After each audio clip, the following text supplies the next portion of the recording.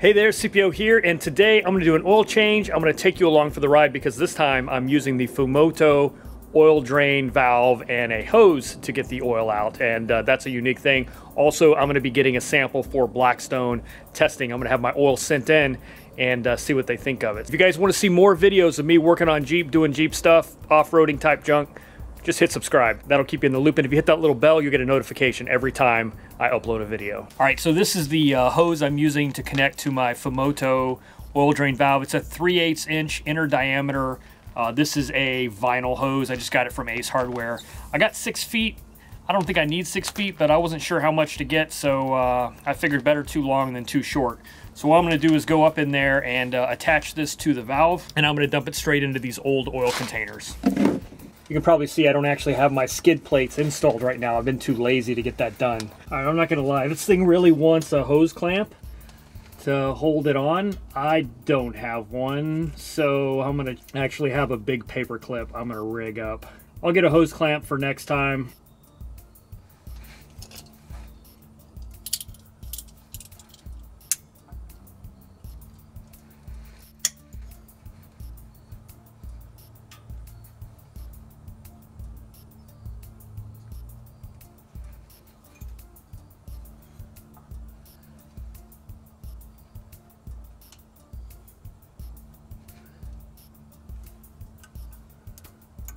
All right, so basically what I did is I just tightened that twist up with this on, and it looks like it's gonna hold it fine. So yeah, probably not the best way to do it, but it is what it is. All right, so now I've got my hose coming here. So actually, I think I'm gonna cut this really short just to stick right into a bottle.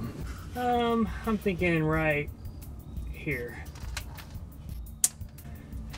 I also got plenty of extra hose for other stuff. Beautiful. So I have already been out driving around getting this thing all heated up, so it's ready to go.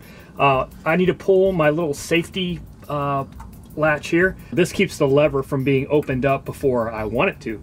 So now I'm going to open this up, and you can see oil's now draining directly into the catch container. Now I have to be careful here because I've got 6 quarts of oil, and this is a 5-quart container, so obviously I have to change it out, but it's good anyway today because I'm also doing the oil testing sample. So I'll let this go for a little ways, and then I'll stop, grab my oil testing sample. So I'm going to go ahead and close this valve now, and then go get my container for an oil sample. So they send you this little sample collection bottle, and I'm simply going to take this, set it inside there, and grab a little bit of oil. I'm just slowly opening this valve because I don't want this thing to go too fast.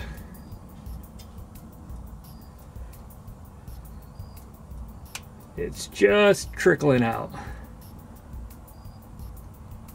That's the cool thing about this Fumoto valve, is I can control the release of oil from the engine. All right, go ahead and shut it down. That should be plenty. And then now you can move this back into there. Let her rip some more. Cap goes on this. And now I'm ready to submit my sample. At the end of this video, I'll show you what it takes to package that up for shipment. So now I'm back to watching my oil level rise in this container, so I know when to switch containers. All right, even though it looks like it's empty, I'm gonna go ahead and move this into a different container just to do some final draining. Get this one all sealed up.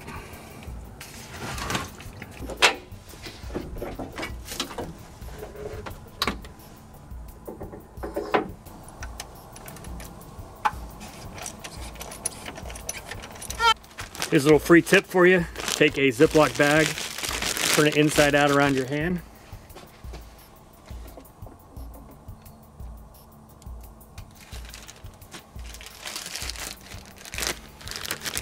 get your filter inside the bag. All your oil is going to drain in the bag, not all over the place. So I always use genuine Mopar filters. We can debate this until we're both blue in the face, but you'll never convince me that this is a bad idea. So anyway, inside here, you also have this O-ring. You need to make sure you change that whenever you change the filter. And it just goes right here.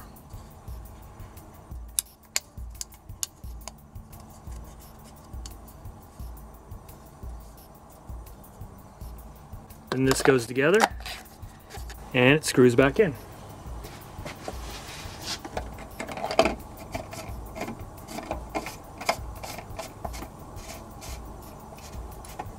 And the process of putting that O-ring on there usually gets enough oil on so it generates, you know, a good seal.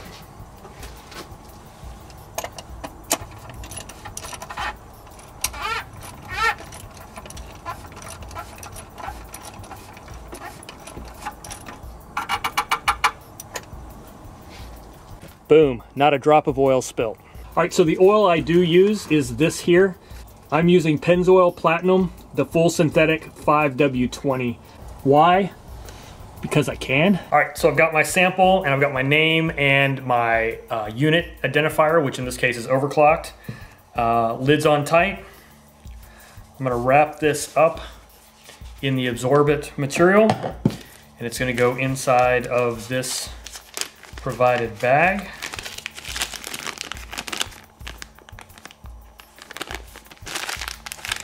Fill out the information on the form, put that and the bottle inside this black box.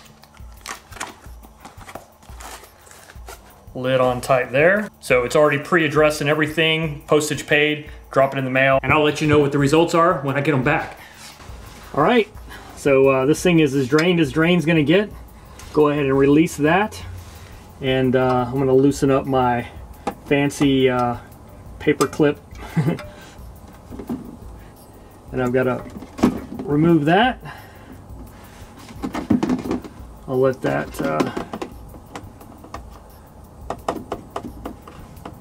I'll move this into a Ziploc baggie to keep it from getting everywhere.